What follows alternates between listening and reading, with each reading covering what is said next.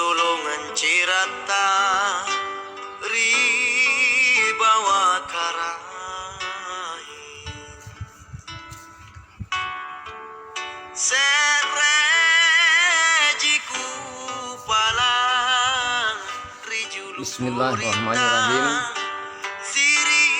Assalamualaikum warahmatullahi wabarakatuh.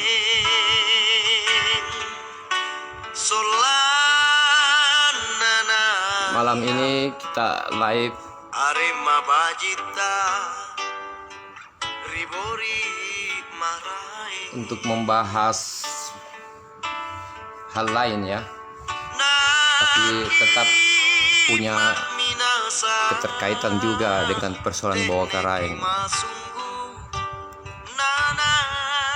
Cuma ini agak belok sedikit lah itu. Jalur utama tetap persoalan Bawah Karaeng. Kita hanya berbelok sejenak melihat ada persoalan lain.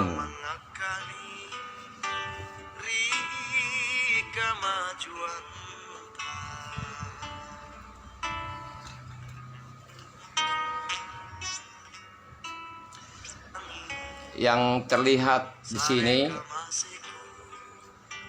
hidup adalah mati dalam kemuliaan, sementara mati itu adalah hidup dalam keadaan terkutuk.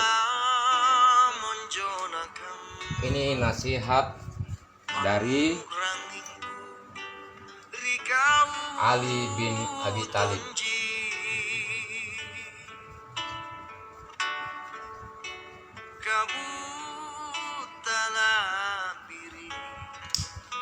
Pasulungan cirata ribawa karai.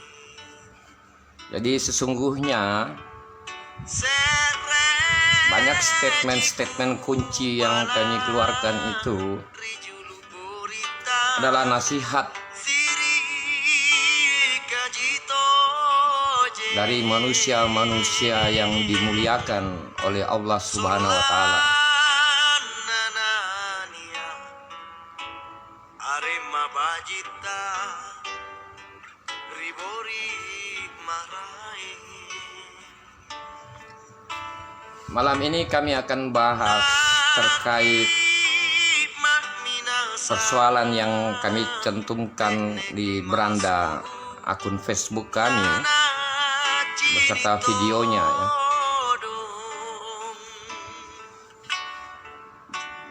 Jadi kalau mau melihat latar belakang live ini, ditonton dulu videonya itu.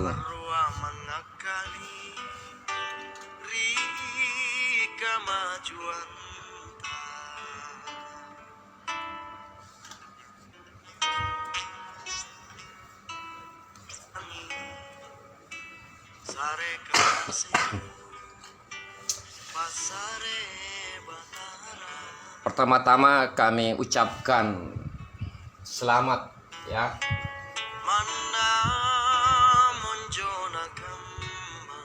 atas 17 Agustus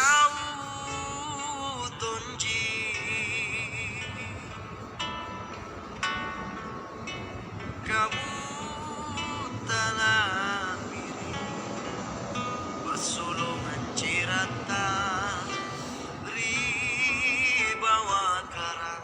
Hari Kemerdekaan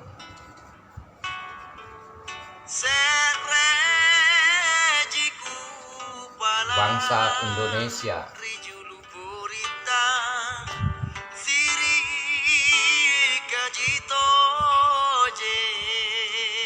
Hingga hari ini masih banyak yang tidak paham 17 Agustus itu hari kemerdekaannya siapa itu.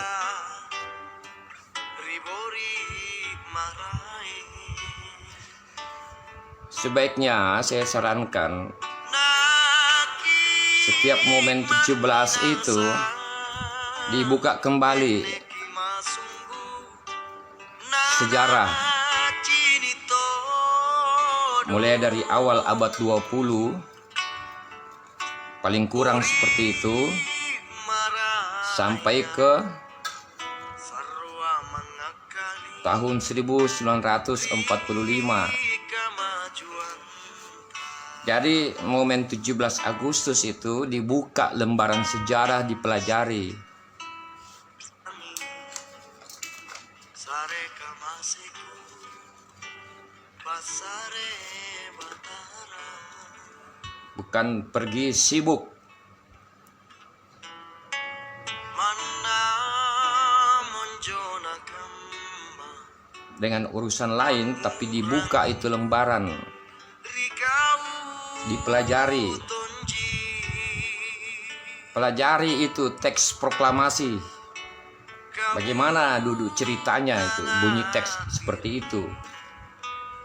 Terutama untuk kita yang berada di selatan Sulawesi. bawa karai Mengapa redaksi teks proklamasi harus seperti itu?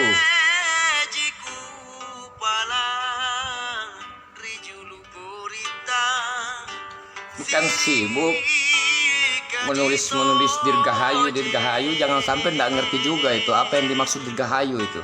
solan nanani Jadi jangan menjadi orang yang latah. ribori marai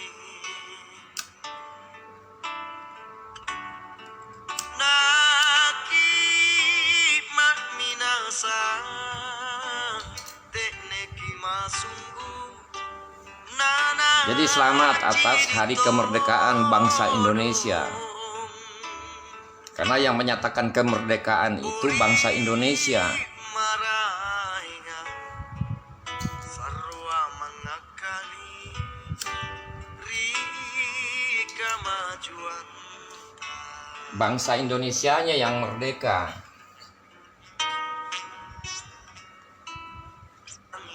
Bukan state, bukan institusi negara, bukan organisasi negara yang merdeka, tapi bangsanya itu.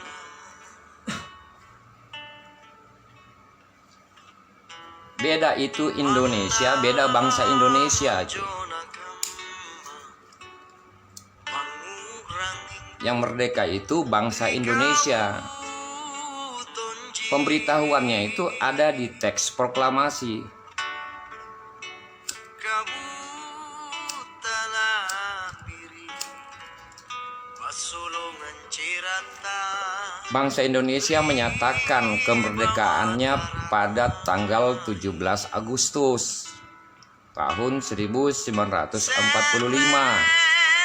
jiku palang Pernyataan kemerdekaan itu dibacakan oleh siri kajito je Soekarno didampingi oleh Hatta. solan nanania Semoga Allah menempatkan mereka di tempat yang mulia di sisinya. ribori marai Jadi bangsa Indonesia yang diwakili oleh Soekarno dan Hatta menyatakan merdeka, kemerdekaannya. Merdeka dari penjajahan. Penjajahan itu sejak tahun 1511. Ya, kita anggap keseluruhan itu Indonesia saja dulu. Walaupun detailnya tidak seperti itu.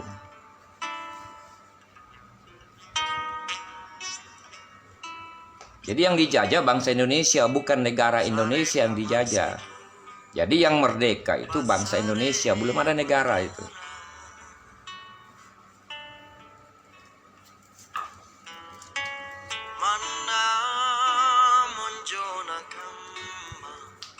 Yang dijajah itu siapa? Sejak 1511 itu belum ada sebutan bangsa Indonesia. Sebutan maksudnya kesepakatan itu belum ada.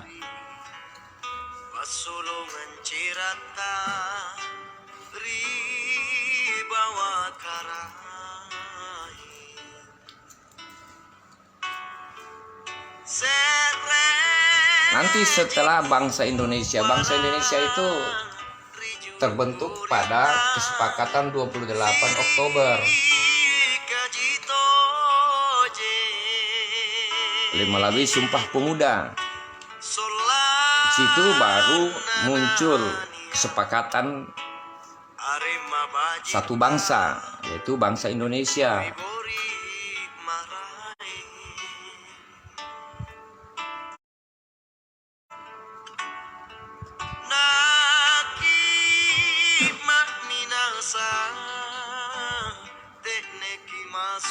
Nah, bangsa Indonesia ini yang menyatakan kemerdekaannya, bukan Indonesia, bukan juga negara. Gimana ini cara berpikirnya ini semua?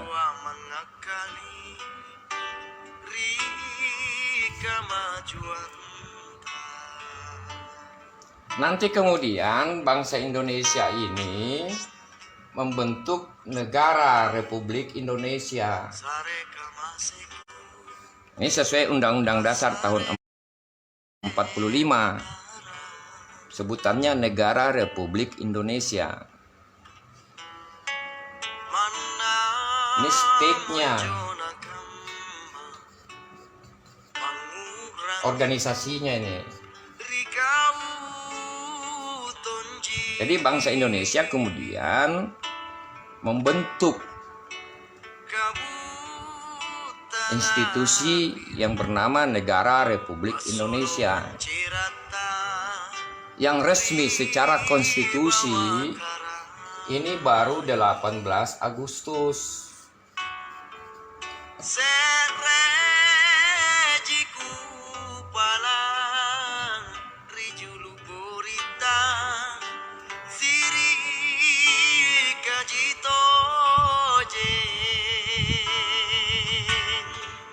Yang paling utama itu membedakan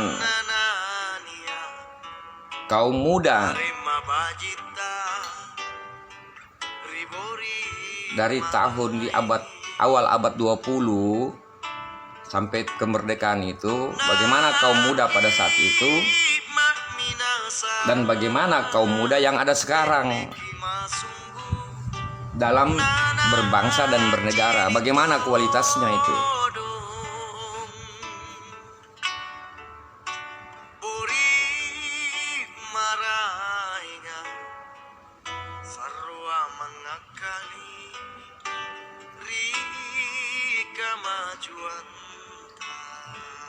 Kalau kata Dirgahayu itu hanya diperuntukkan kepada organisasi atau institusi.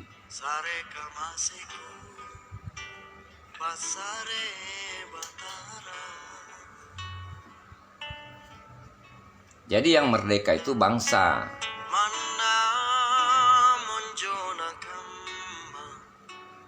Jadi selamat atas peringatan Hari Kemerdekaan Bangsa Indonesia.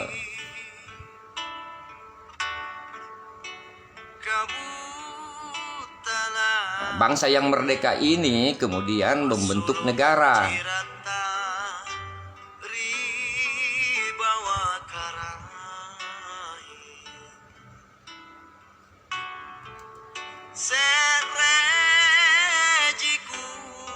Jadi jangan sibuk merayakan tapi tidak menangkap nilai-nilai pesan-pesan para pejuang.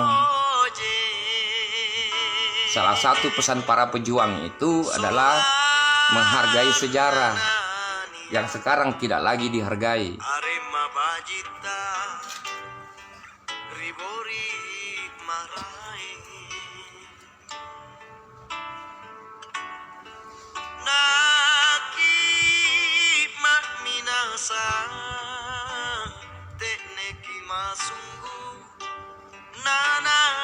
Malam ini kami tidak bahas yang bagian ini ya, tidak ya, walaupun ini menarik untuk dibahas. Yang akan kami bahas itu terkait beberapa pernyataan di media yang harus ditanggapi, itu tidak bisa didiamkan. Ada apa di balik itu semua? Makanya saya cantumkan di beranda akun Facebook dicantumkan di situ.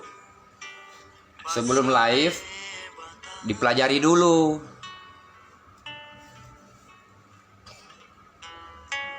Mana monjona kamba pangurangin Jadi kita menjalani pertemanan di akun Facebook itu untuk saling mengingatkan bahwa ada hal yang tidak boleh dilupakan.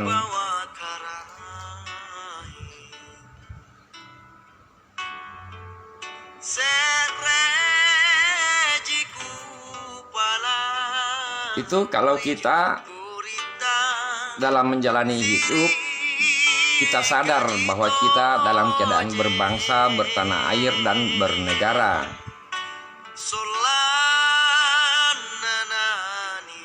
Silakan dengan rutinitas kehidupan, tapi jangan dilupakan bahwa kita ini berbangsa, bertanah air, dan bernegara.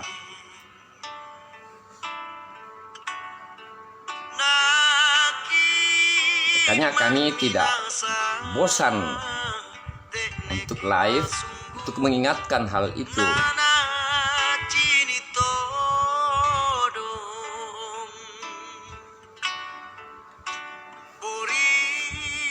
Nanti kita cari waktu kutak-katik bagian ini.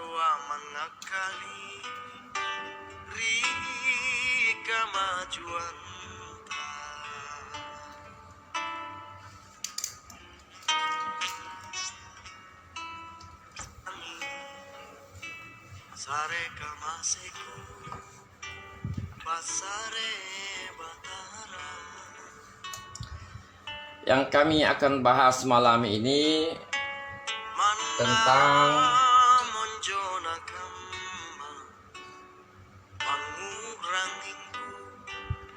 beberapa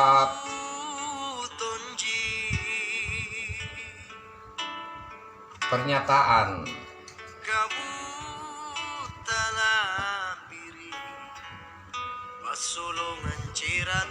yang disampaikan di satu media nasional.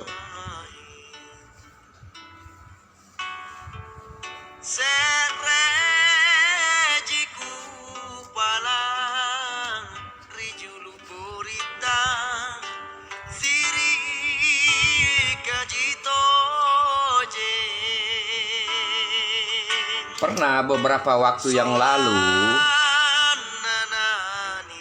terjadi perdebatan sengit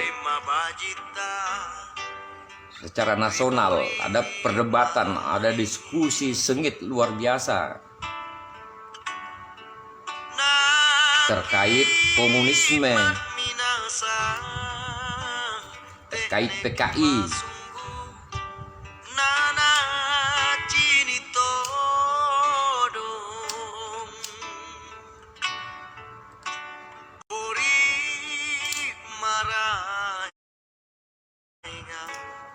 Jadi pernah ada pembahasan seperti itu ada pembahasan di media nasional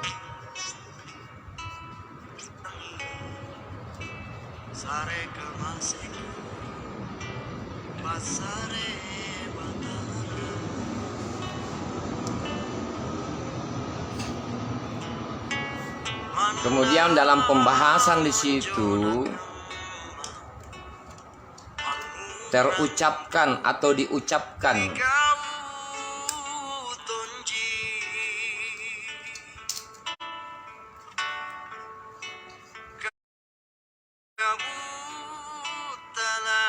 seseorang berkata,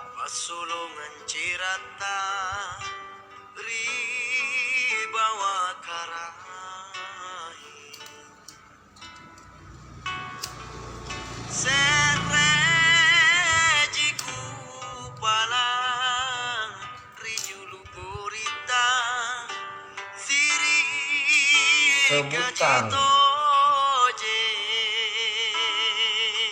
bangsa Indonesia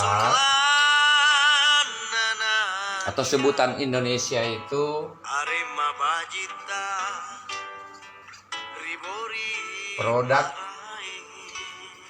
abad 20. Naki mak minasa Kedua, Masunggu Nana Cini Todong Puri Marainga Sarwa Mangakali ada juga pernyataan Kemajuan yang mengatakan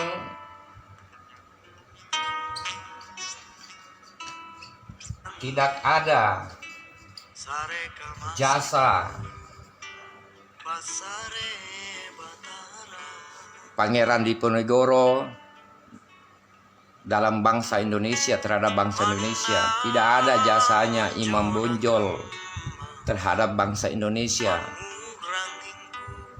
Dan tidak ada jasanya Sultan Hasanuddin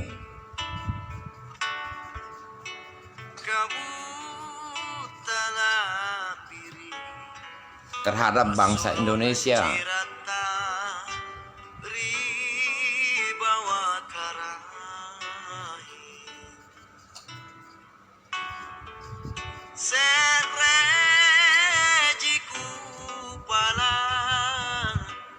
Bahkan ditambahkan lagi, para pahlawan itu hanya satu keputusan politik. Jadi Sultan Hasanuddin itu diangkat sebagai pahlawan itu semata-mata hanya keputusan politik.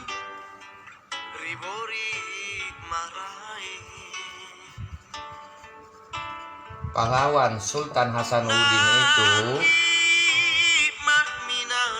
hanya keputusan politik saja itu.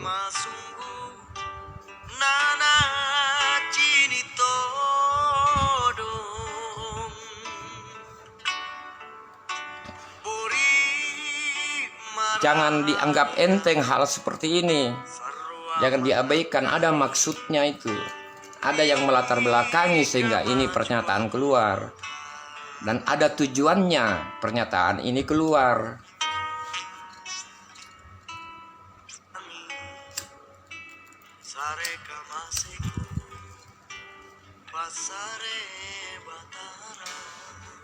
Kemudian ada juga sengaja kami muat dalam beranda akun FB tersebut,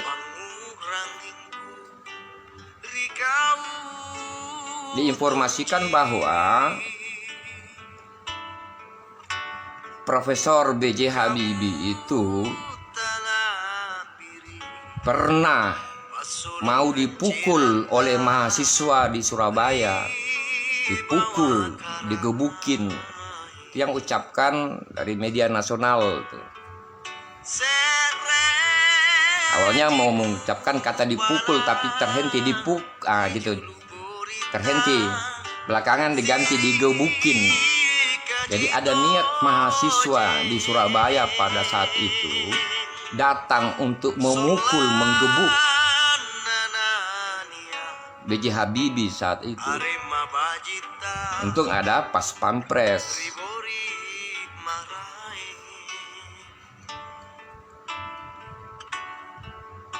Jadi dicermati itu semuanya. Kalau kita masih menghargai para leluhur kita di selatan Sulawesi, kita tidak akan ada kalau tidak ada leluhur kita di selatan Sulawesi.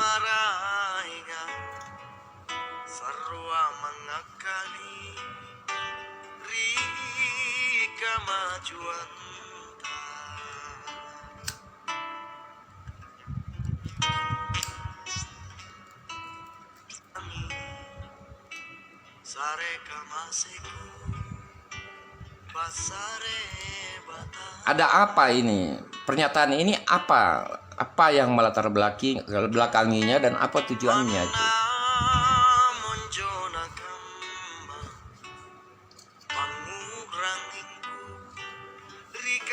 ini ada hubungannya dengan proses pembentukan negara Republik Indonesia, mulai dari BPUPKI,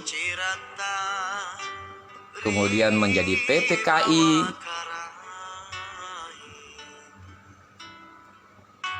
ada hubungannya semua itu.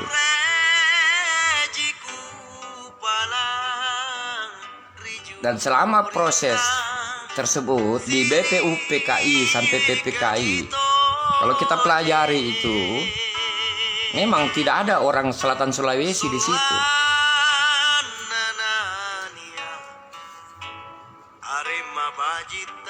Mudah-mudahan saya tidak keliru, tapi setelah diperhatikan dengan baik, tidak ada orang Selatan Sulawesi di proses itu. Di situ kita sudah harus tahu diri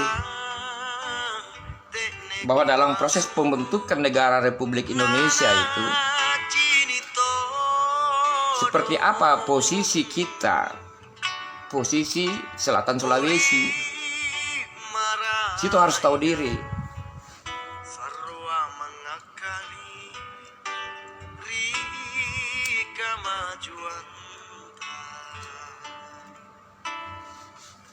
Tidak ada di anggota BPUPKI sampai PPKI itu nama-nama yang ada sebutan kebangsawanannya, ada Karaeng, ada Andi, ada Peta, Arung, apapun itu tidak ada. Di situ kita harus tahu diri itu, sadar diri gitu, bahwa kita itu dalam konteks berbangsa bernegara saat ini posisinya seperti apa, kelas berapa kita.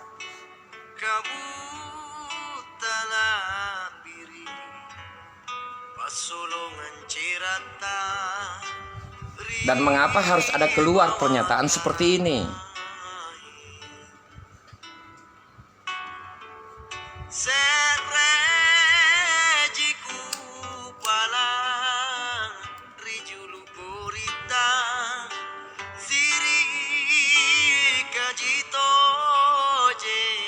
Seterusnya seperti itu. Kemudian mengapa setelah reformasi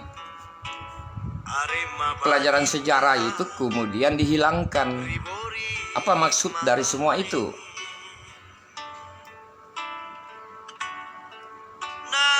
Kemudian muncul namanya Kendi Nusantara. Apa maksudnya semua itu?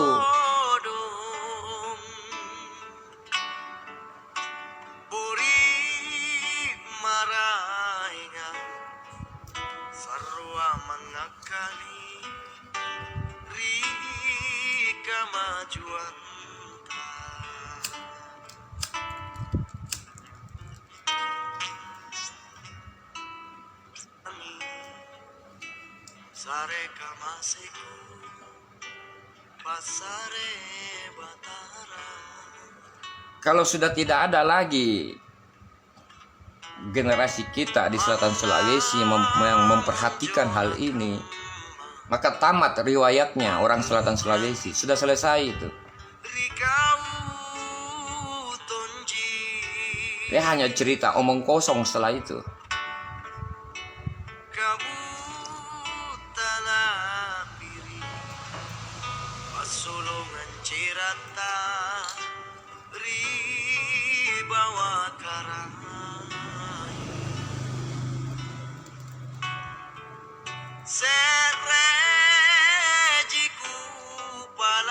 Saya tidak akan mengurai, kami tidak akan mengurai detail ya, tapi hanya menanggapi poin per poin, walaupun bisa ditangkap maksud dan tujuannya itu.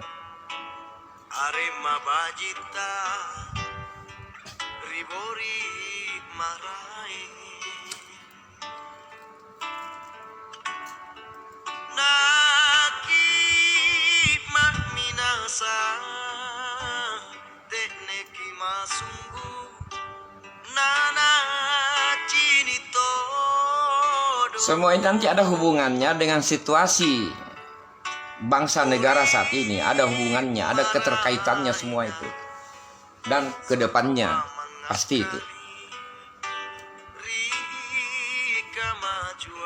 Kita akan memperhatikan hal itu kalau kita punya kesadaran tanggung jawab sebagai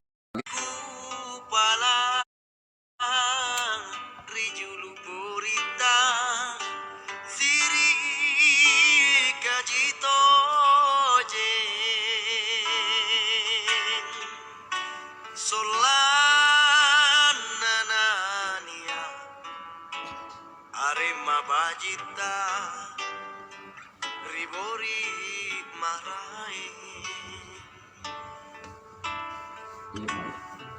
naki mak minasa tekneki masunggu nana cini todong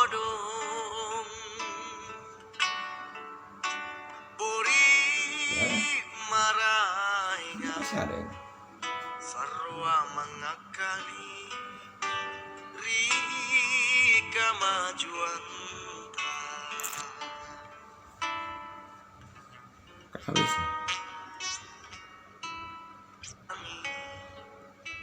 sare kamasiku pasare batara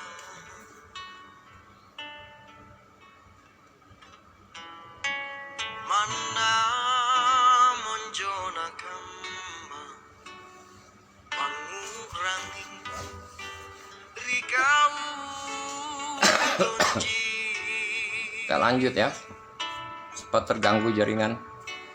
Kamu telah piri pasulungan cirata ribawa karang. Ada yang perlu kita tahu ya, yang harus kita tahu. Ketika di era penjajahan ya,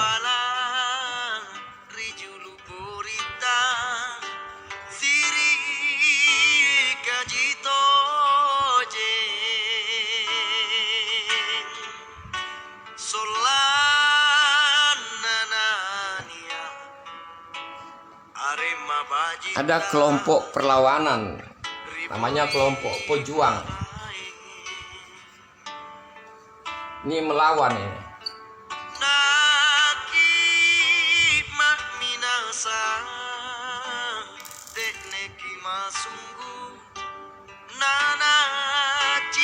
Ada juga kelompok pengkhianat. Ini kerjasama.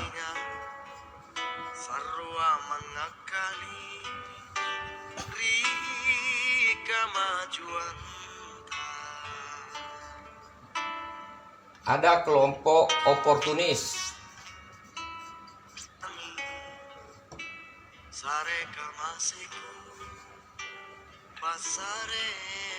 Kelompok tidak jelas ya. Dia lihat-lihat dulu yang mana menguntungkan, dia akan memihak ke situ. Ini munafik.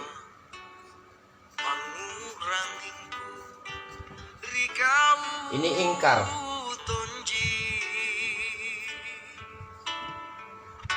Dan ada kelompok apatis.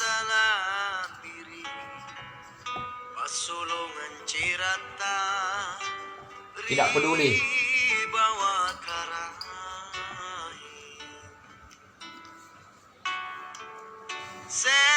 Jadi bayangkan di era penjajahan ada beragam.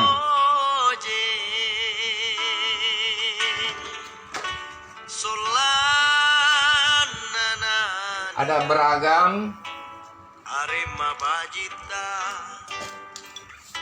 sikap-sikap orang-orang pada saat itu. Ada yang menggabungkan diri, posisikan diri sebagai pejuang. Ada yang posisikan diri sebagai pengkhianat kerjasama dengan penjajah. Ada yang posisinya itu kayak pedagang, melihat yang mana menguntungkan dirinya. Dan ada kelompok yang masa bodoh, tidak mau peduli, yang penting dia hidup, yang penting dia bisa makan.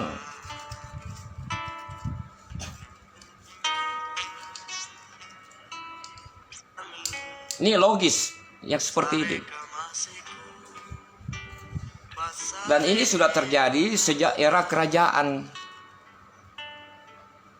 Jadi di setiap kerajaan itu ada pengkhianatnya. Ada pejuang kerajaan yang menjaga peradaban. Ada jenis oportunis dan ada jenis apatis.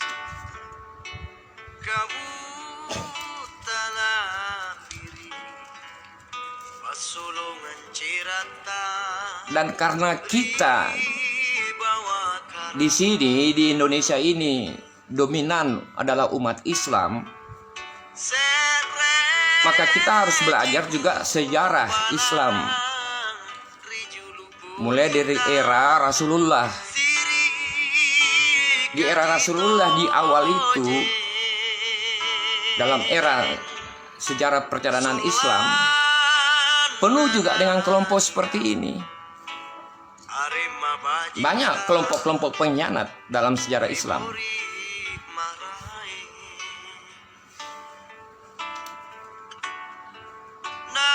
Kejatuhan Islam di Eropa juga karena adanya pengkhianatan dari dalam Islam itu sendiri. Kejatuhannya Turki Utsmani juga karena pengkhianatan dari dalam juga.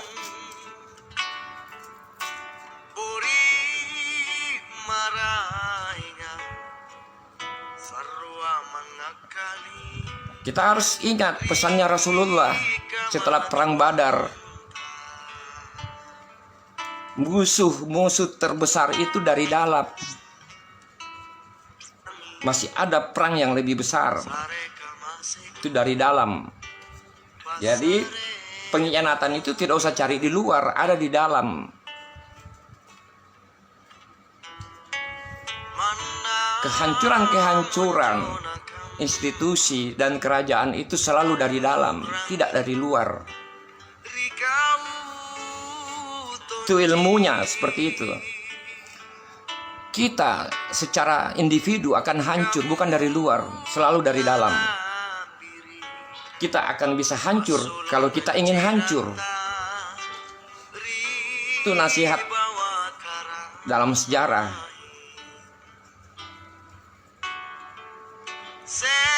Nah, di era penjajahan mulai dari tahun 1511 ketika kedatangan bangsa Portugis,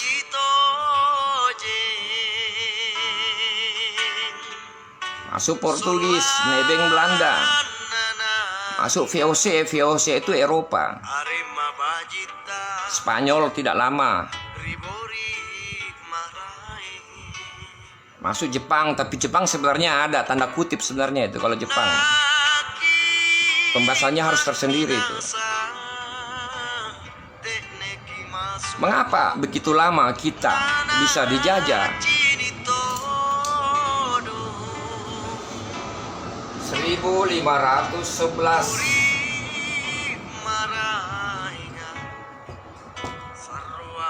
Kita anggap saja ini Indonesia semua. Walaupun ada yang menolak seperti itu, karena tidak semua kerajaan itu mengalami penjajahan. Tapi kita anggap semua Indonesia sajalah. 434 tahun terjajah.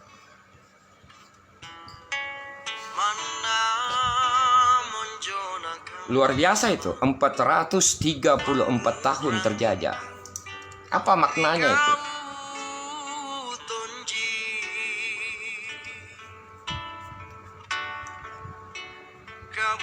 Ini menunjukkan bahwa salah satu kelemahan bangsa Indonesia itu adalah leadership.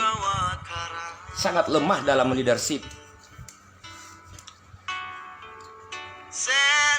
leadership secara individunya itu lemah. Palang rijulu burita siri Sehingga setelah tahun 45, setelah menyatakan kemerdekaan hingga hari ini, kita pun masih terjajah sebenarnya itu.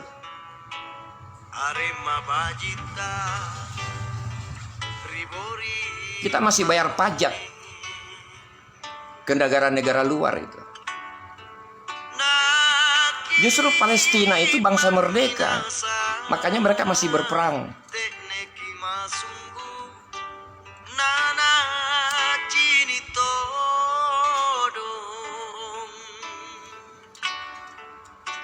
buri Jadi apa betul kita merdeka secara prinsip? Itu belum. rika majuan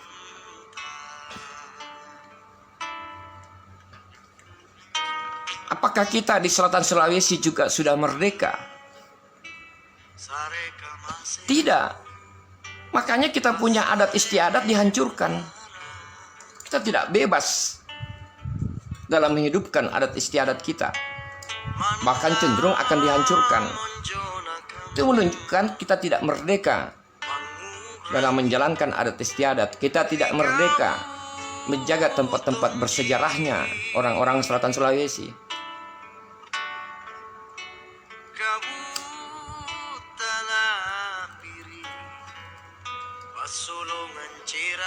Jadi sejarah mengajarkan kita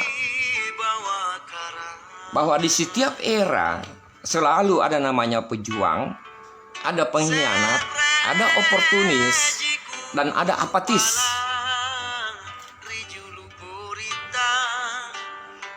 Tanya kepada diri kita masing-masing, saya ini garis keturunan yang di posisi mana di keturunan saya ini? Apakah saya datang dari keturunan pejuang, keturunan pengkhianat, oportunis, atau apatis?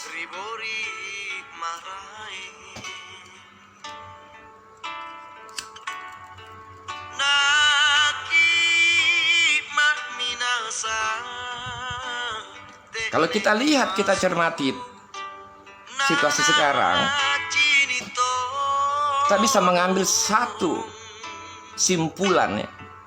Kalau simpulan itu belum sampai pada kesimpulan, baru simpulan.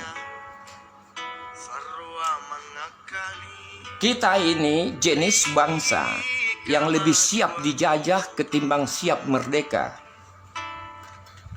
Saya ulangi, kita adalah jenis bangsa yang lebih siap untuk dijajah, tapi kita tidak pernah siap untuk merdeka.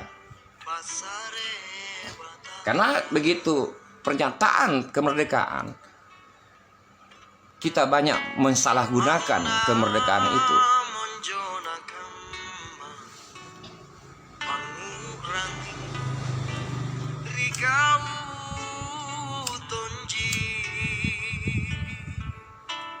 Jika tidak ada pejuang, coba bayangkan ya, jika tidak ada orang-orang sebelumnya itu, tidak ada pejuang, apa yang terjadi pada kita saat ini? Dapat dipastikan kita akan menjadi budak bagi para penjajah.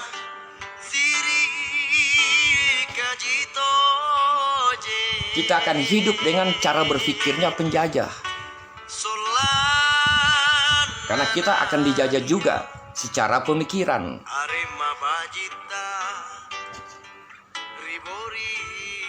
Itu jika tidak ada pejuang. Tapi syukur, alhamdulillah kita punya pejuang. Makanya ketika kita lahir, kita tidak menjadi budak. Hal yang sama juga terjadi pada kita saat ini. Kalau kita diam saja, kita tidak membawa mentalitas pejuang, apa yang akan terjadi terhadap keturunan kita nanti?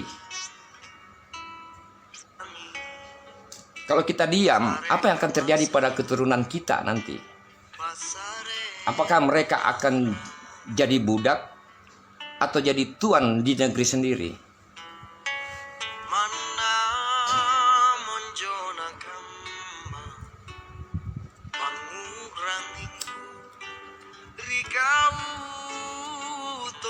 Situasinya seperti ini. Terjadilah peperangan antara pejuang dan penjajah. Dapat dipastikan secara logis, ini jumlahnya sedikit, kecil ini.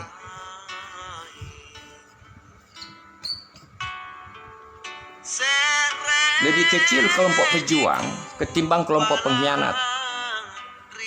Lebih kecil kelompok pejuang jumlahnya dibanding kelompok oportunis. Lebih kecil jumlah pejuang dibanding kelompok apatis. Selalu kecil jumlah pejuang itu.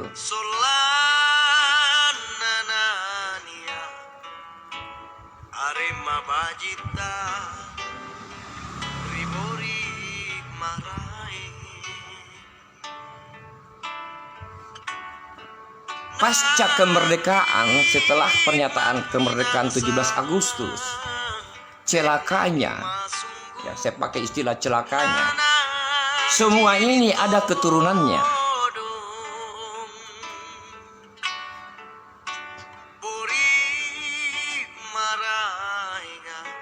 Ini perlu disampaikan karena ada hubungan nanti dengan poin pembahasan kita.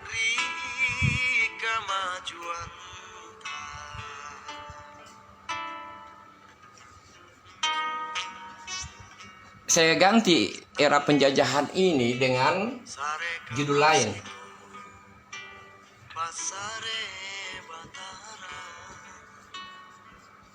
Persoalan Gunung Bulu Bawah Karaeng. Sama. Terhadap persoalan Gunung Bulu Bawah Karaeng, seperti ini juga posisinya. Ada yang berjuang untuk mengembalikan eksistensi Gunung Bulu Bawah Karaeng. Ada kelompok pengkhianat, ada kelompok oportunis, dan ada kelompok masa bodoh. Sama posisinya.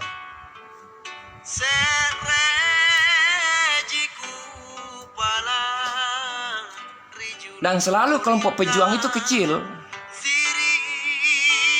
Maka jumlah orang-orang yang berjuang untuk persoalan Gunung Bawah Karaeng selalu jumlahnya kecil.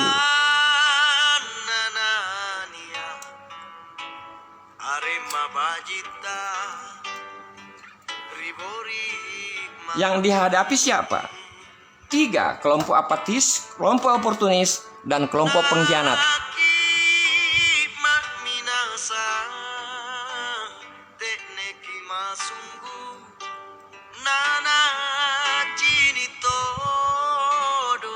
Pastikan diri kita berada di mana, posisi kita. Ini bukan persoalan menang kalah. Persoalan Gunung Bulu Bawah Karaeng bukan persoalan menang dan kalah, tapi persoalan di mana kita berdiri. Ingat sejarahnya Nabi Ibrahim waktu dibakar. Ada seekor burung berusaha untuk padamkan api walaupun itu tidak logis. Tapi burung tersebut bukan persoalan menang kalah, tapi persoalan memposisikan dirinya.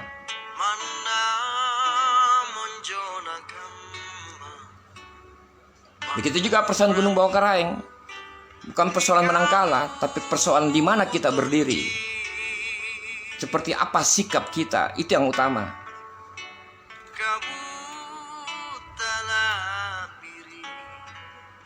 Karena persoalan ini pada hakikatnya keputusan akhirnya ada kepada Sang Maha Pencipta.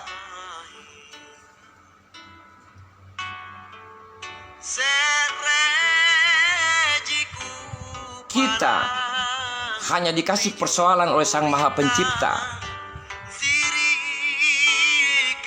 Seakan-akan Sang Maha Pencipta berkata, ketika makhluk ciptaan saya diganggu, dirusak, apa yang kalian lakukan? Kalian berada di mana? Seakan-akan seperti itu. Ribori marai. Jadi ini persoalan lebih dari persoalan ekosistem, lebih dari persoalan lingkungan, lebih dari persoalan geologi, lebih dari itu. Tapi kita diuji, kita dicoba di mana kita berposisi.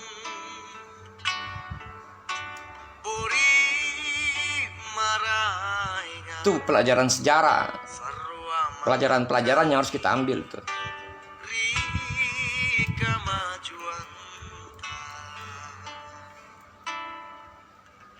Nah, ini dipegang ya. Ini ada semua keturunannya di bangsa ini.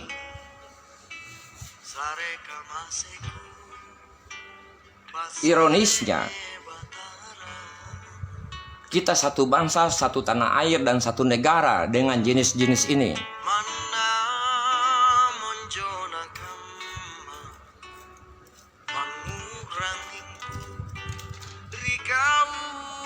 Kira-kira sistem yang terbangun saat ini, sistem yang dibuat oleh siapa? Apakah para pejuang yang membuat sistem seperti ini? Apakah para pengkhianat yang membangun sistem seperti ini? Apakah kaum oportunis yang membangun sistem seperti ini? Atau kaum apatis yang hanya memikirkan dirinya yang membangun sistem seperti ini?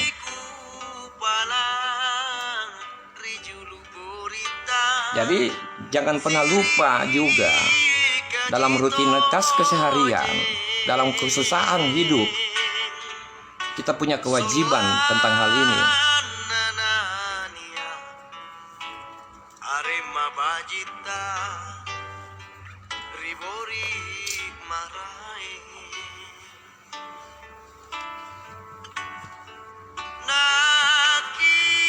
Kita bahas pernyataan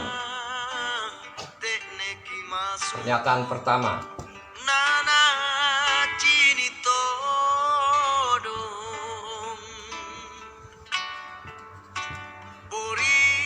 Disampaikan ini produk.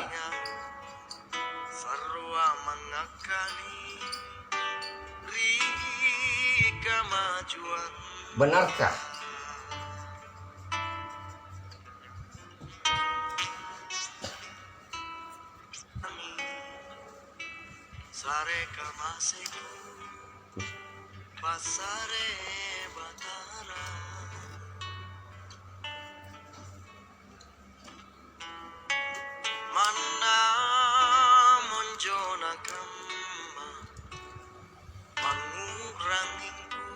Seseorang dalam media nasional tersebut mengatakan, istilah Indonesia, istilah bangsa Indonesia itu produk abad 20, tidak ada sebelumnya.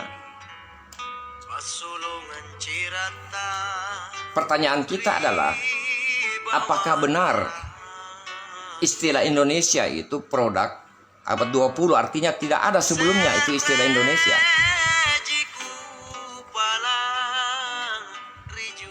Apakah itu benar? Dan apa maksud yang bersangkutan mengatakan hal seperti itu? Apa maksudnya itu?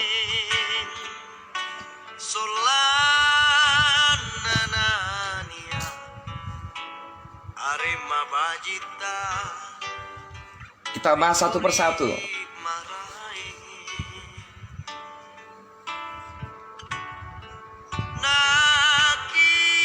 Istilah bangsa.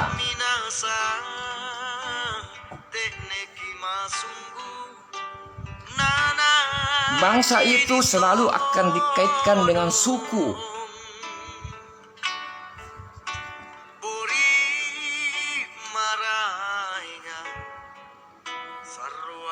Tidak akan ada bangsa tanpa suku.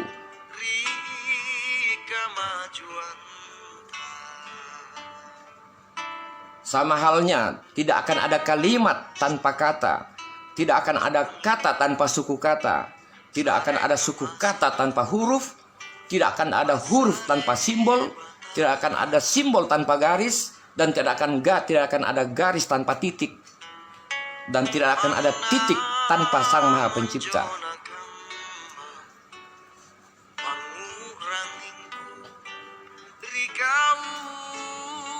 Jadi kalau istilah bangsa sudah ada. Jadi kalau berbicara bangsa Indonesia, tidak boleh dihilangkan sukunya.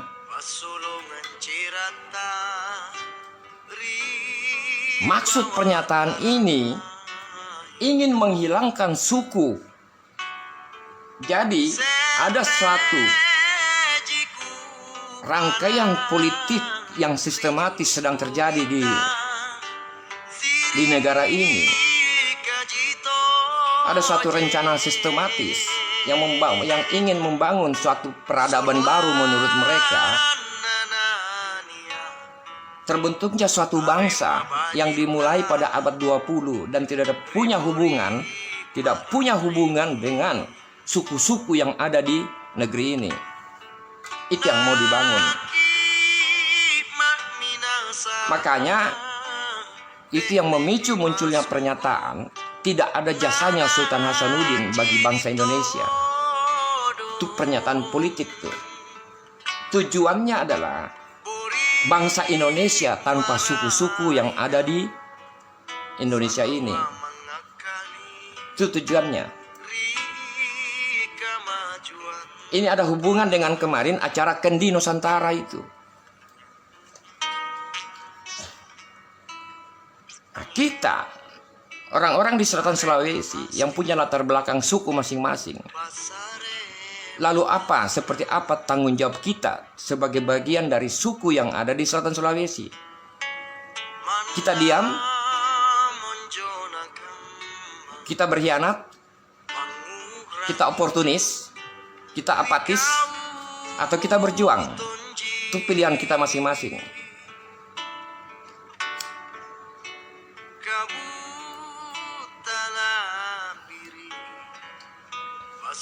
Kalau saya jelas posisinya berjuang melawan hal itu. Anda posisinya di mana?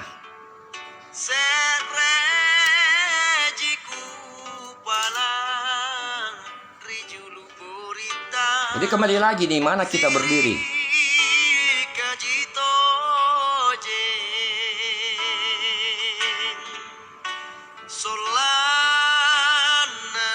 Jadi kalau bicara bangsa tidak bisa dilepas dari suku. Memang kaum muda yang menyatakan 28 Oktober itu Sumpah Pemuda. Kaum muda yang kemudian diistilahkan dengan Jong Sulawesi, Jong apapun itu. Kita tidak tahu juga pada saat itu apakah ada Jong Makassar, apakah ada Jong Sulawesi Selatan, kita tidak tahu itu. Tapi tidak mungkin para pemuda itu tidak punya latar belakang suku. Dan kalau bicara suku, kita akan bicara ajaran. Ajaran ini yang disebut dengan adat. Dan kita akan bicara tentang kerajaan.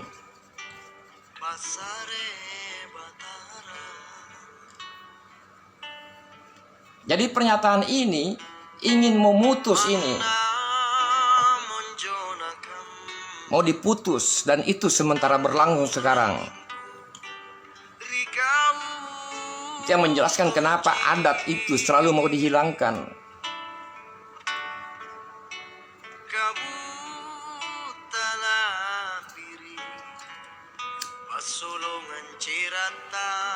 Padahal dari sisi ilmu pengetahuan, adat ini bagian dari peradaban.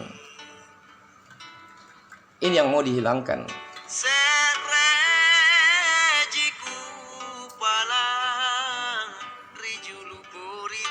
Pernyataan di media sosial, di media nasional tersebut, maksudnya menuju ke sini.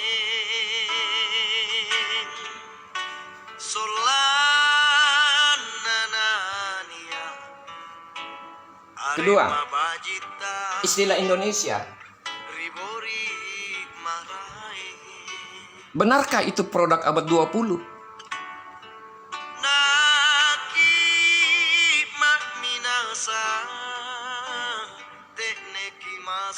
Pertama kali ini disampaikan dengan sebutan Indonusa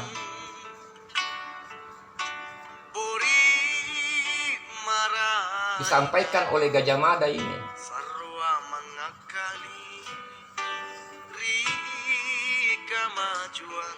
Kalau saya sebut Gajah Mada, bedakan dengan Majapahit. Sudah lama dikenali nih kata Indonesia. Sareka mas Kemudian beberapa peneliti Eropa, antropolog dari Jerman,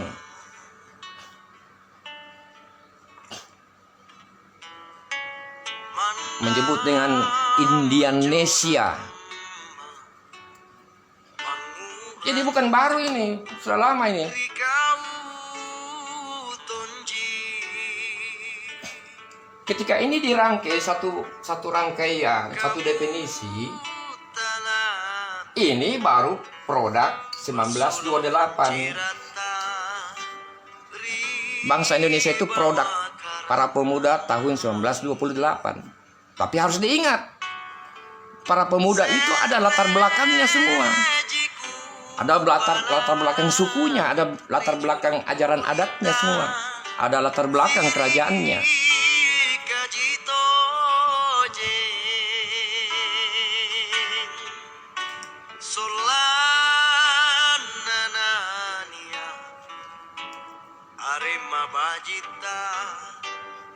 Kenapa hal-hal seperti ini selalu terjadi? Karena kita membiarkan Jakarta menjadi pusat informasi, itu masalahnya. Corong-corong dari sana dihadapkan ke timur. Harusnya kita di timur juga memasang corong hadapkan ke sana. Kita jangan jadi objek.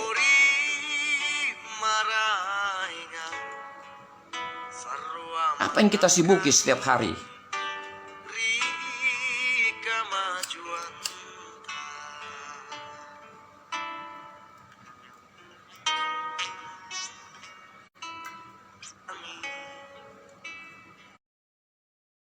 Maka wajar bagi kita untuk kembali membuka sejarah.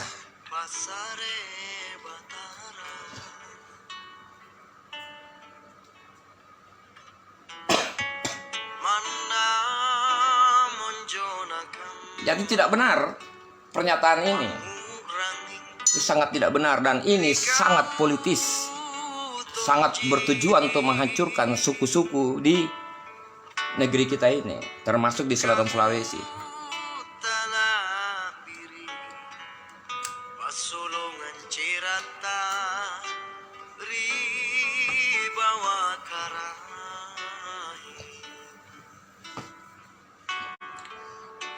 Poin kedua,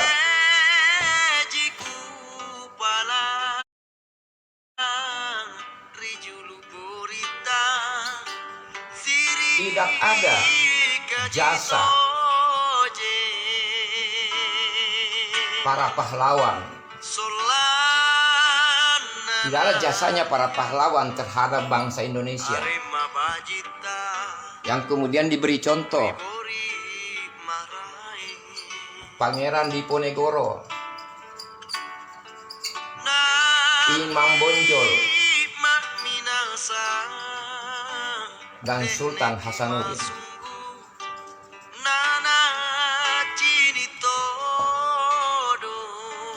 Mengapa harus nama ketiga tokoh ini yang dimunculkan?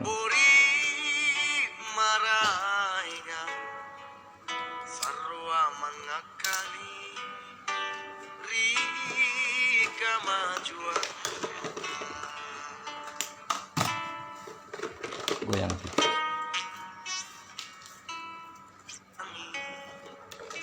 Kita berpikir, apa maksud nane?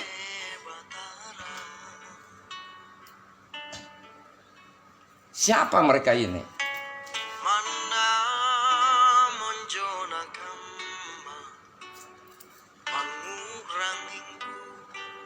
Tidak ada jasanya Pangeran Diponegoro, tidak ada jasanya Imam Bonjol, tidak ada jasanya Sultan Hasanuddin bagi bangsa Indonesia. Seperti itu pernyataannya. Apa maksudnya ini? Karena kita di selatan Sulawesi, kita ambil satu saja, Sultan Hasanuddin.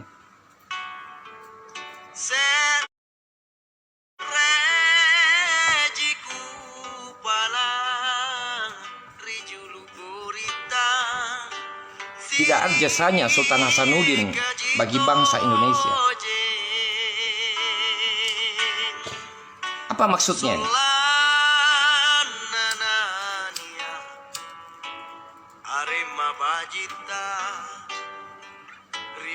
Dan ketika penghinaan ini penghinaan ya. Dan ketika penghinaan ini diucapkan di media nasional, tidak ada satupun orang di selatan Sulawesi, tidak ada satupun orang di Makassar, tidak ada satupun orang di Goa yang menanggapi hal ini. Padahal mereka sibuk bicara sejarah, sampai bikin grup-grup sejarah. Tapi ketika ini dimunculkan, dihina seperti ini, tidak ada. Tidak ada yang bereaksi.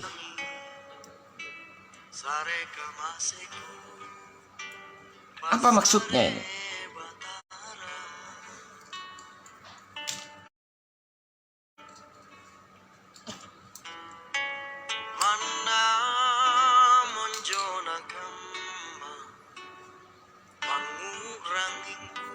Kaitkan dengan nama Universitas Hasanuddin yang dibuang kata sultannya. Kaitkan dengan nama Alauddin sebagai nama perguruan tinggi yang dibuang juga kata sultannya. Mengapa tidak dikatakan Universitas Sultan Hasanuddin? Mengapa tidak dikatakan Universitas Sultan Alauddin? Kenapa dibuang kata sultannya?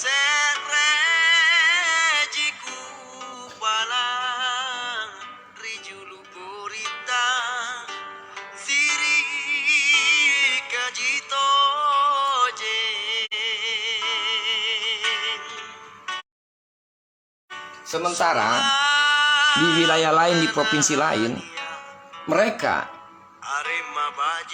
nama perguruan tinggi tetap mencantumkan kata sultan.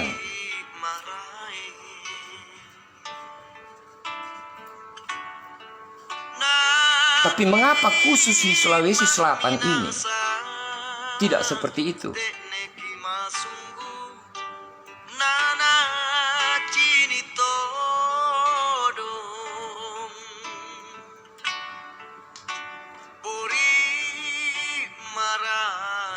Muncul pertanyaan pertama, apakah Sultan Hasanuddin sebagai Raja Goa yang ke-16 ketika berperang melawan penjajah Eropa yang dikenal dengan Belanda, tapi sebenarnya itu Eropa keseluruhan.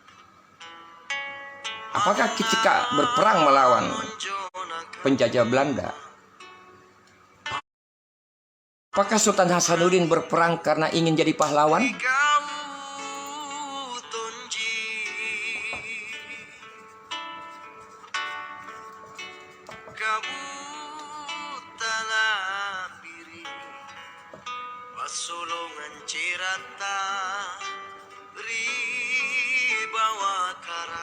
Jadi orang yang hidup sekarang sibuk membahas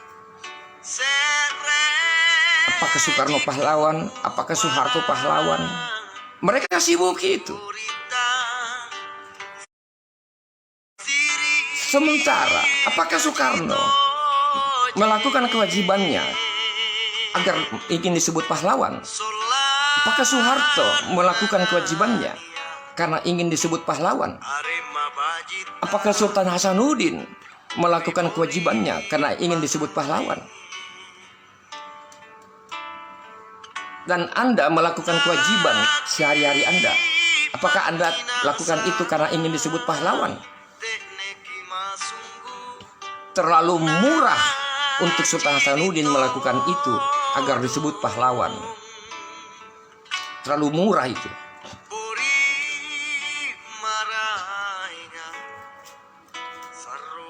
Kita di selatan Sulawesi tidak punya kosakata terima kasih, tidak ada itu. Bahasa Makassar tidak punya kata terima kasih itu. Mengapa? Karena ajaran kita di selatan Sulawesi suatu kewajiban tidak membutuhkan terima kasih.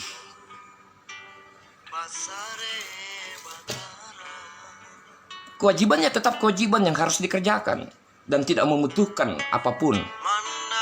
Itu semata-mata karena kewajiban sebagai manusia, kewajiban yang diberikan, diperintahkan oleh Sang Maha Pencipta, oleh Allah Subhanahu wa Ta'ala.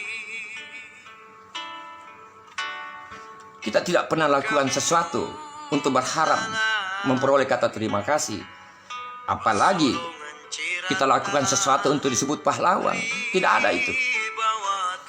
Hanya orang di Jakarta sana yang butuh seperti itu.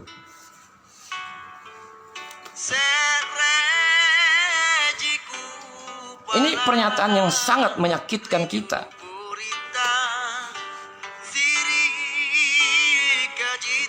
Yang tidak tahu yang mengucapkan itu orang dari mana. Yang jelas bukan orang Makassar itu.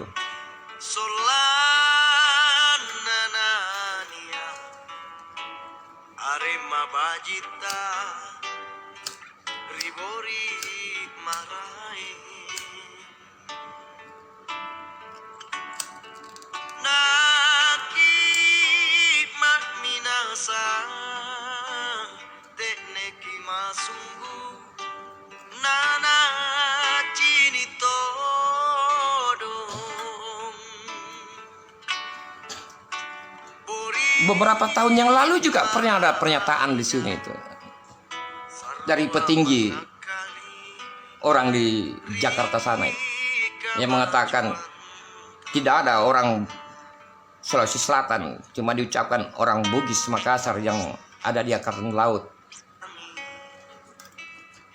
Dan terhadap pernyataan itu semua orang di Selatan Sulawesi diam bungkam.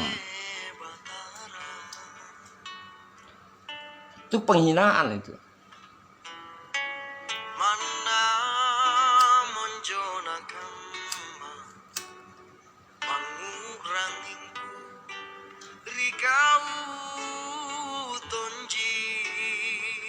Apakah dia tidak tahu ada seorang Laksamana dari Selayar, Laksamana Laut?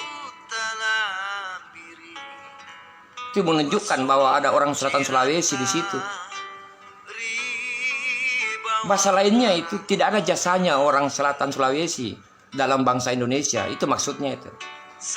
Orang Sulsel itu tidak punya jasa dalam bangsa Indonesia.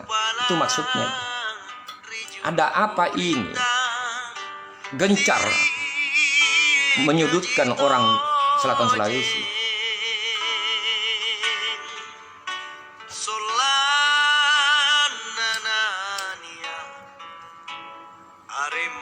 Jadi terhadap pernyataan ini tidak ada jasa Sultan Hasanuddin bagi bangsa Indonesia. Itu menyakitkan. Itu omong kosong itu. Memang Sultan Hasanuddin itu abad keberapa? Sementara bangsa Indonesia yang dimaksud itu abad 20. Tapi tidak akan ada abad 20 tanpa ada abad 16. Tidak akan ada generasi kita saat ini tanpa ada leluhur kita sebelumnya. Itu satu rangkaian panjang. Para leluhur kita, Sultan Hasanuddin mengajarkan kita nilai-nilai yang harus kita tegakkan. Dan itu dilanjutkan oleh generasinya.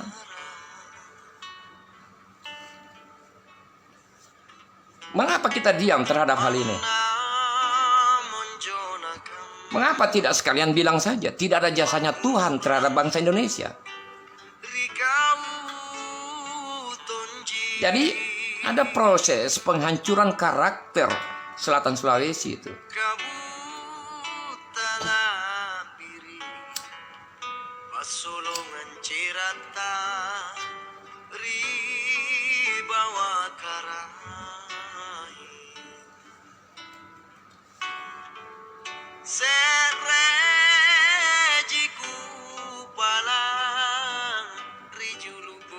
Ini nanti ada hubungannya, maka mengapa di BPUPKI dan PPKI itu badan-badan persiapan terbentuknya negara Republik Indonesia tidak ada orang Sulsel. Makanya saya bilang kita manusia-manusia selatan Sulawesi belajar kembali sejarah dan belajar untuk tahu diri.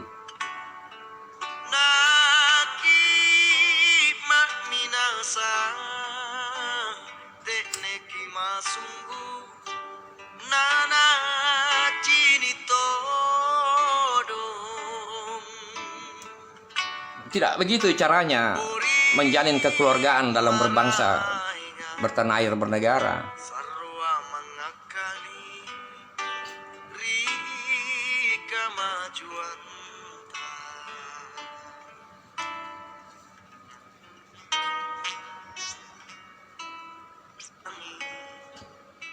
sare kamaseku pasare batara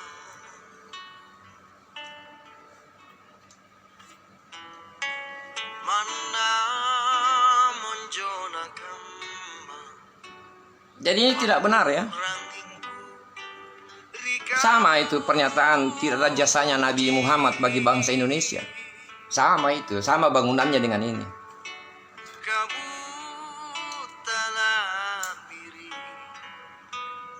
Ini pernyataan yang menyakitkan ini. Dan resmi disampaikan di media TV nasional itu.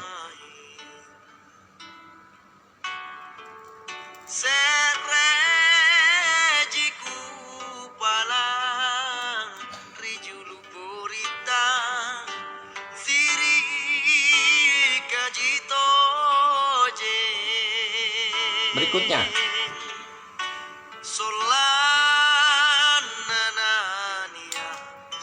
ditambah lagi, dikatakan begini, Sultan Hasanuddin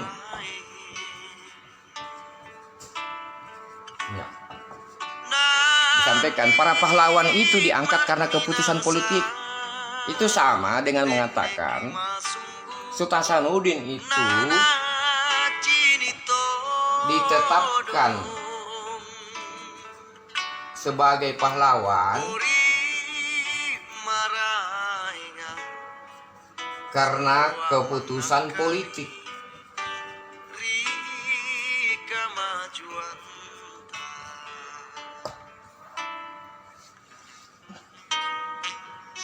Bahasa lainnya ini adalah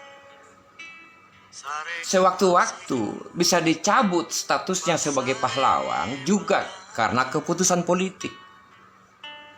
Itu bahasa lainnya. Bahasa yang lebih lain lagi adalah Sultan Hasanuddin ditetapkan sebagai pahlawan hanya karena dikasihani saja itu.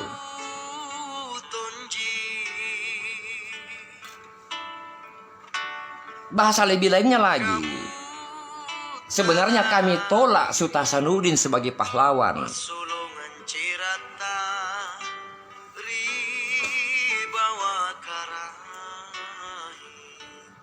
Tidak bagus ini.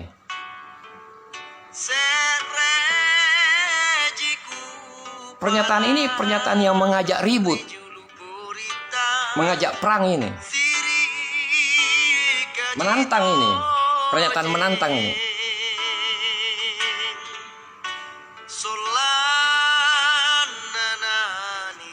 Memang kalau kita lihat tingkah laku di Jakarta sana, di media nasional, setiap ada forum media nasional itu, hampir tidak ada orang Selatan Sulawesi yang duduk juga di situ ngomong kasihan, tidak ada. Apalagi orang dari Papua, tidak ada.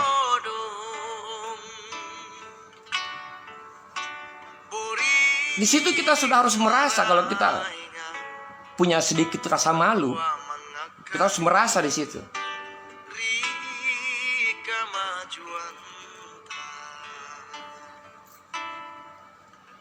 Tidak bagus ini.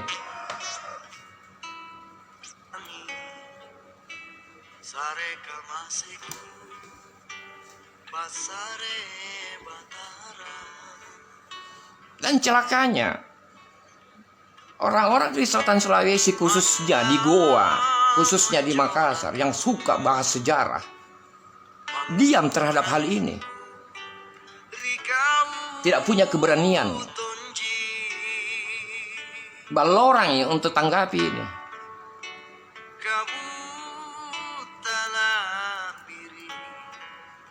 Pasulungan cirata ribawa karang. Kita stretching di kata keputusan politik. Kita garis bawahi itu. Serejiku palang rijulu burita siri kajito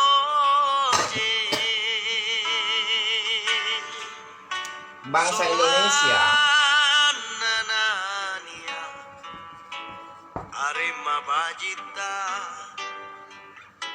Bangsa Indonesia kemudian membuat negara.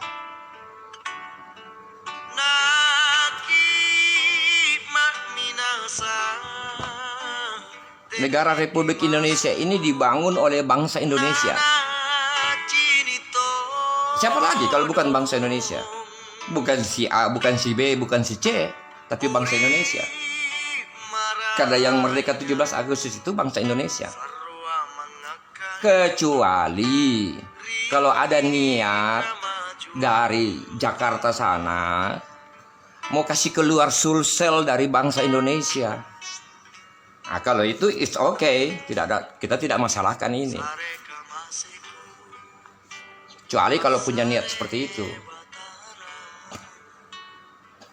Bangsa Indonesia membuat keputusan politik. Jadi di sini ada keputusan politik. Bikin negara. Setelah terbentuk negara kemudian membentuk namanya Universitas Indonesia. Ini juga keputusan politik.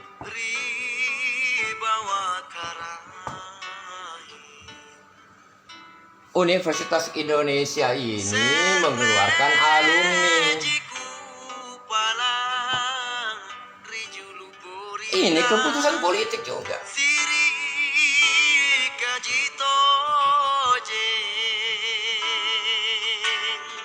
Karena yang membuat pernyataan ini seorang profesor alumni Universitas Indonesia, maka profesornya itu juga keputusan politik. Jadi tidak sadar diri ini yang membuat pernyataan, dia juga itu keputusan politik.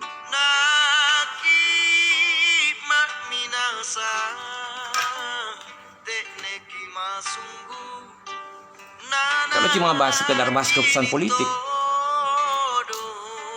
lama-lama jadi rusak ini istilah. Bahkan orang menikah juga karena keputusan politik. Semua orang yang lahir juga keputusan politik, jadinya seperti itu. Kan kacau itu.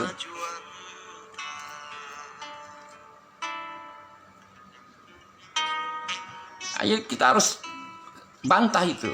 Kita harus tanggapi itu. Kasih tunjuk kita punya sikap itu. Kalau Sultan Hasanuddin sudah dibegitukan, berarti sama juga yang lain.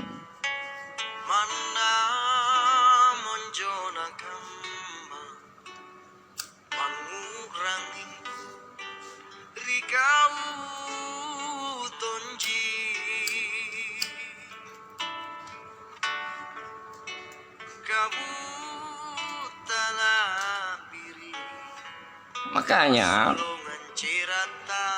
proyek dirgantaranya B.J. Habibie berusaha digagalkan.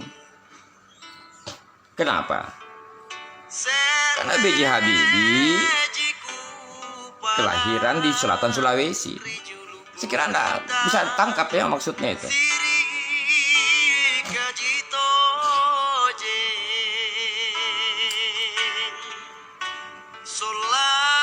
Jadi ada suatu mekanisme politik yang sistematis sedang terjadi.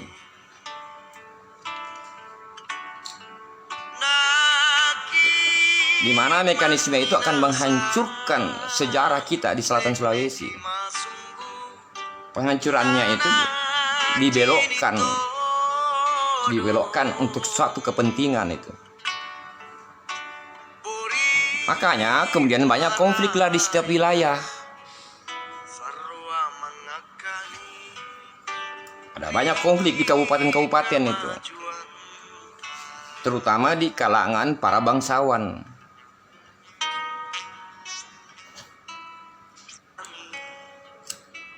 sare kamaseku pasare batara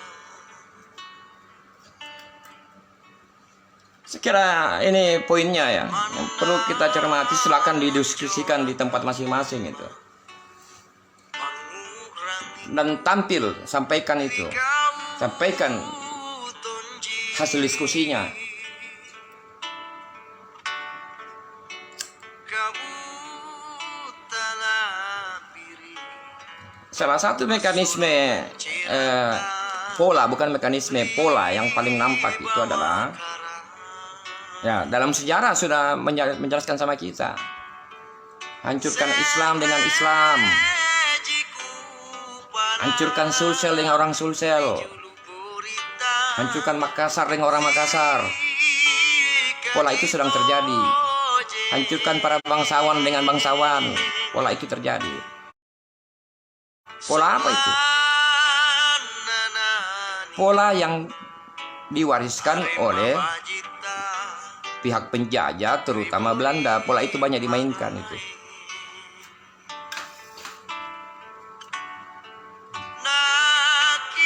Kenapa pola itu diambil? Karena mereka belajar ternyata pola itu efektif untuk dipakai di Indonesia ini.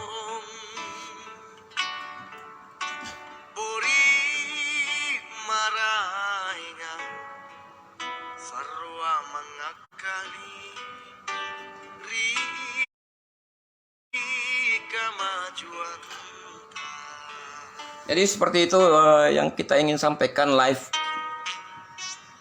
pada malam hari ini untuk tema Kapita Selecta. Kemungkinan besar kita live tengah malam ya, kalau tidak bisa besok tuh. Karena ada poin-poin tertentu yang ingin disampaikan sebenarnya itu.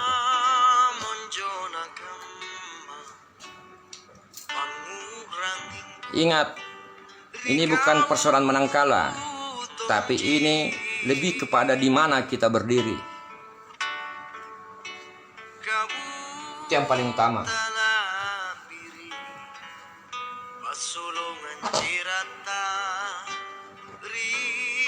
Ada satu nasihat. Jika engkau ingin tahu seperti apa posisimu di hadapan Tuhanmu, di hadapan Allah Subhanahu wa Ta'ala, maka perhatikan di mana engkau ditempatkan.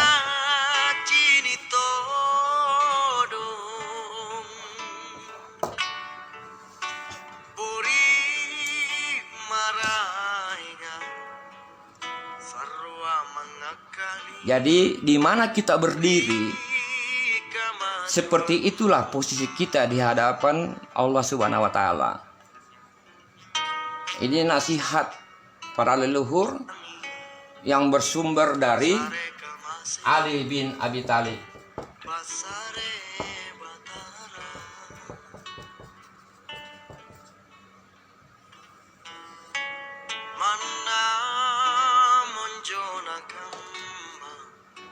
Yang paling sederhana, kalau tempatmu sebagai kepala keluarga, maka sudah bisa ditahu seperti apa kita di hadapan Tuhan kita. Kira-kira seperti itu dalam skala yang kecil itu.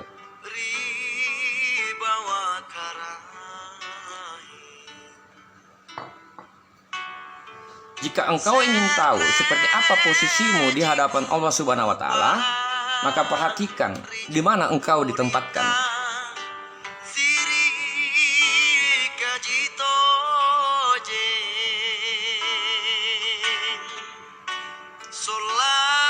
Saya tutup pertemuan live malam hari ini membahas sesuatu yang tidak menyenangkan, tapi momennya untuk dibahas ya.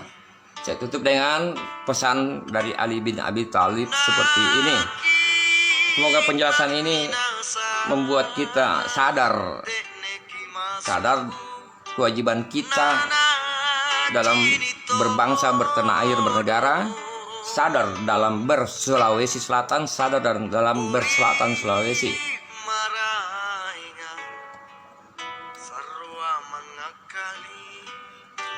Semoga apa yang kita bahas pada malam hari ini memberikan manfaat bagi kita semua. Wassalamualaikum warahmatullahi wabarakatuh. Sare kamaseku basare batara